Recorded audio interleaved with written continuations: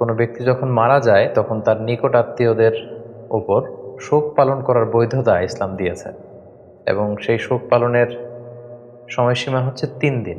3 দিনের বেশি শোক পালন করা যাবে না। আমার বাবা যদি মারা যায়, কিংবা আমার মা যদি মারা যায়, বা আমার আত্মীয় স্বজন কেউ যদি মারা যায়, সেক্ষেত্রে শোক পালনের বিধান ইসলামে রয়েছে, এটাকে উৎসাহিত করা হয়েছে, এবং সেটার বৈধতা হচ্ছে মাত্র 3 দিন।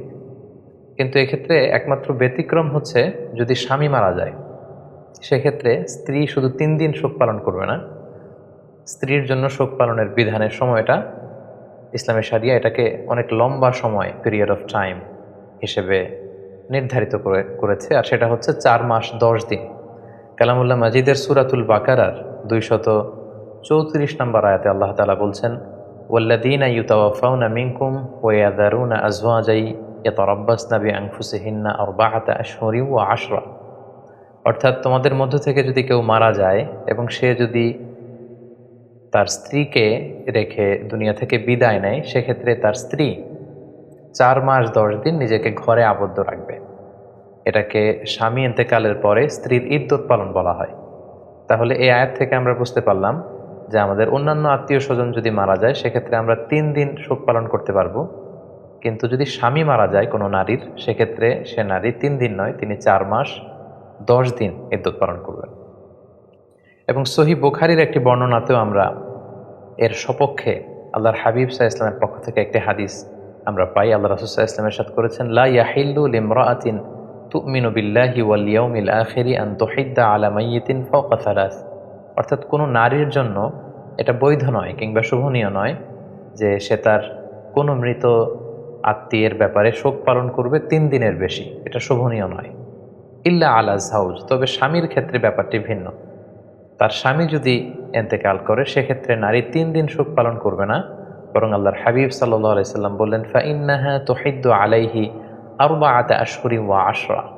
সেক্ষেত্রে সে নারী 4 মাস 10 দিন শোক পালন করবে বা ইদ্যত পালন করবে।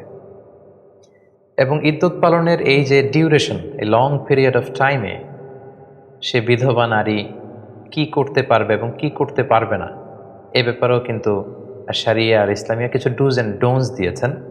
সেক্ষেত্রে আমরা সুনানে নাসাইর একটি হাদিসকে উল্লেখ করতে চাই এখানে, যেখানে আল্লাহর হাবিব সাল্লাল্লাহু আলাইহি ওয়াসাল্লাম তিনি ইরশাদ করেছেন, ওয়ালা তালবাসু সাওবান মাসবুকান। অর্থাৎ এই 4 মাস 10 দিনের লম্বা সময়কালে কোনো বিধবা নারী কোনো রঙিন কাপড় পরতে পারবেন না। ওয়ালা সাওবা আসবিন, এমব্রয়ডারি করা, ডিজাইন করা কোনো জামা কাপড় তিনি পরবেন না। ওয়ালা তাকতাহিল, এবং সে নারী চোখে কাজল ব্যবহার করবেন না। ওয়ালা তুমশিদ, সৌন্দর্য বর্ধনের জন্য চুল আঁচড়াতে পারবেন না। ওয়ালা তামাসসু তিবান, কোনো পারফিউম ব্যবহার করতে পারবেন না। তাহলে এই হাদিসের আলোকে কিন্তু একজন বিধবা নারী কি করবেন এবং কি করবেন না, সেটার একটা রোডম্যাপ কিন্তু আমরা এই হাদিসের মাধ্যমে পেয়ে থাকি। এখন প্রশ্ন হচ্ছে যে অন্যান্য আত্মীয় স্বজন মারা গেলে শোক পালনের বিধান হচ্ছে মাত্র 3 দিন, কিন্তু স্বামী মারা গেলে একজন স্ত্রীর জন্য 4 মাস 10 দিন কেন এই ডুজ অ্যান্ড ডোন্টসগুলো পালন করতে হবে? এবং 4 মাস 10 দিনের এই ইদ্যত পালনের নেপথ্যে সিগনিফিকেন্স বা তাৎপর্যটা কি, সেটা হচ্ছে প্রশ্ন। এক্ষেত্রে স্কলারগণ কিছু কারণ এই 4 মাস 10 দিনের ইদ্যতের পেছনে ওনারা বের করেছেন। এর মধ্যে একটি কারণ এরকম হতে পারে যে স্বামী মৃত্যুর পরপরই যদি তার স্ত্রী খুব আনন্দ উল্লাসের সাথে সাজুগুজু করে ঘর থেকে বের হয়, তাহলে এই নারীর চরিত্রের ব্যাপারে অনেকে প্রশ্ন তুলতে পারেন যে এটা কেমন স্ত্রী, যার প্রিয়তম স্বামী পৃথিবী থেকে বিদায় নিয়েছে আর তার কিছুদিনের মধ্যেই তিনি সেজে গুজে নিজেকে প্রচার করে প্রসার করে তিনি রাস্তাঘাটে বের হচ্ছেন বা হাঁটাহাঁটি করছেন। এটা মানে তাদের ভালোবাসার ব্যাপারে, বিশেষ করে সে নারীর চরিত্রের ব্যাপারে অনেকের প্রশ্ন আসতে পারে যে তাহলে কি তিনি তার স্বামীকে পছন্দ করতেন না? যদি স্বামীকে পছন্দ করেই থাকেন, তাহলে স্বামী বিদায় নেওয়ার পর তো তিনি শোক পালন করবেন, তিনি তো খুব আপসেট থাকার কথা। এটা হচ্ছে একটা কারণ। আরেকটি কারণ হতে পারে যে যেহেতু স্বামীর ইন্তেকালের পর একজন স্ত্রীর মানসিক অবস্থাটা খুব ভঙ্গুর থাকার কথা, তিনি মানসিকভাবে খুবই কঠিন একটা অবস্থায় পড়ে যান, তো সেই কঠিন পিরিয়ডটাকে কাটিয়ে উঠবার জন্য ইসলামী শরিয়া তার জন্য একটি লম্বা সময় দিয়েছেন, 4 মাস 10 দিনের একটা লম্বা সময়। এই সময়ের মধ্যে তিনি নিজেকে সামলে নিতে পারবেন, নিজেকে গুছিয়ে নিতে পারবেন, বা স্বামী হারানোর যে বেদনা, যে হাহাকার, যে কষ্ট, সেটা থেকে তিনি হয়তো উঠে আসতে পারবেন। সবচেয়ে যে বড় কারণটি স্কলাররা উল্লেখ করেছেন সেটা হচ্ছে স্বামী এন্তেকালের কারণে সে স্ত্রীর জরায়ুতে তার লেট হাজব্যান্ডের কোনো স্পার্ম রয়ে গিয়েছে কিনা এটাকে নিশ্চিত করার জন্য 4 মাস 10 দিনের এই লম্বা সময়টা তার বাসায় অবস্থান করাটা জরুরি। ফলে এটা কনফার্ম হওয়া যাবে যে মৃত স্বামীর কোনো স্মৃতি ওই বিধবা স্ত্রীর পেটে রয়ে গিয়েছে কিনা। কেননা ইসলাম এই নাসালকে, বংশ পরিক্রমাকে, কার বাবাকে, কোন বংশ থেকে কার জন্ম হলো, এই বিষয়গুলোকে ইসলাম খুব বেশি গুরুত্ব দেয়। সেজন্য যদিও আধুনিক চিকিৎসা বিজ্ঞানের কারণে অগ্রিমভাবেই বা আগে থেকেই হয়তো জেনে যাওয়া সম্ভব হচ্ছে যে এই মহিলা প্রেগনেন্ট কি প্রেগনেন্ট না, কিন্তু ইসলামী শরিয়া এখানে একটা লম্বা পিরিয়ড অফ টাইম আমাদেরকে বেঁধে দিয়েছে এবং সেটাই আমাদেরকে পালন করতে হবে, আর সেটা হচ্ছে 4 মাস 10 দিন।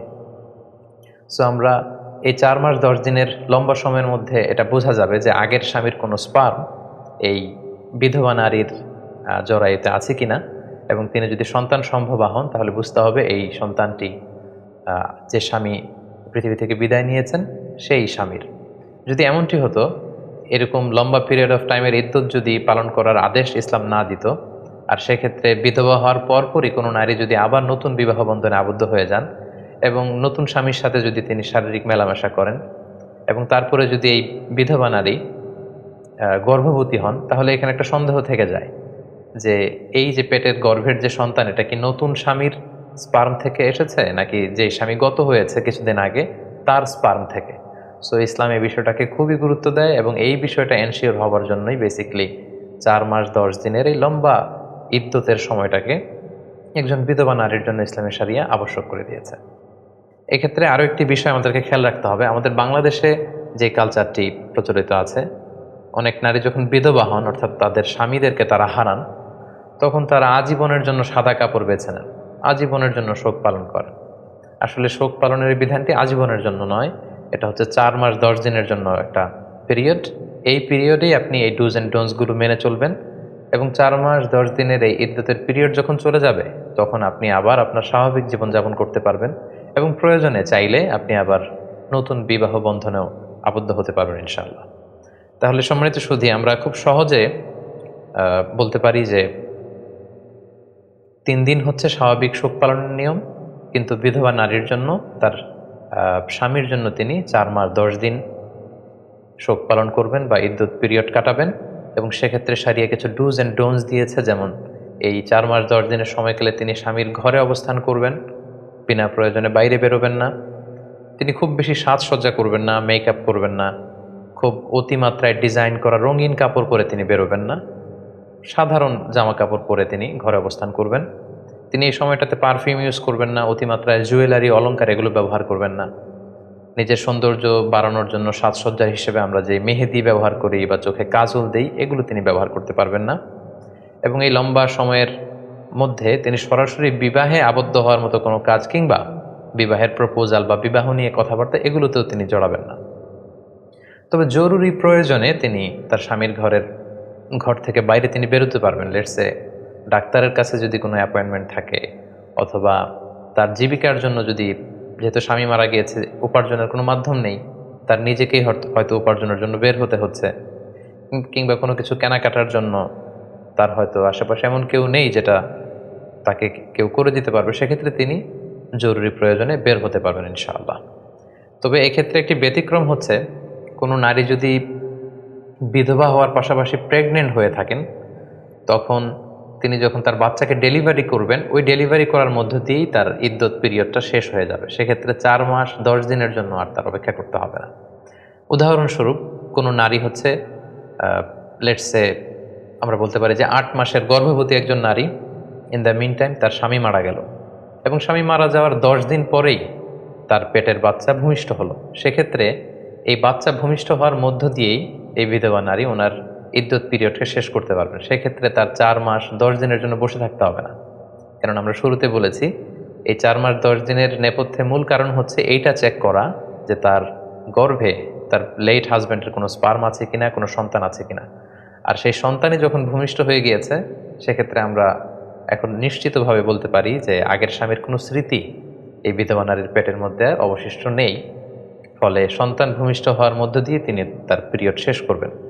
এক্ষেত্রে খুব সোজা সাপটাভাবে সূরাতুত তালাকের 4 নম্বর আয়াতে আল্লাহ তাআলা বলছেন, ওয়া উলাতুল আহমালি আজালুহুন্না আইয়াদানা হামলাহুন, অর্থাৎ গর্ভবতী নারীদের ক্ষেত্রে ইদ্যত হচ্ছে তার ডেলিভারি, তার পেটের বাচ্চা যখন ভূমিষ্ঠ হয়ে যাবে, এই ভূমিষ্ঠ হওয়ার মধ্য দিয়ে তার ইদ্যত পিরিয়ড শেষ হবে,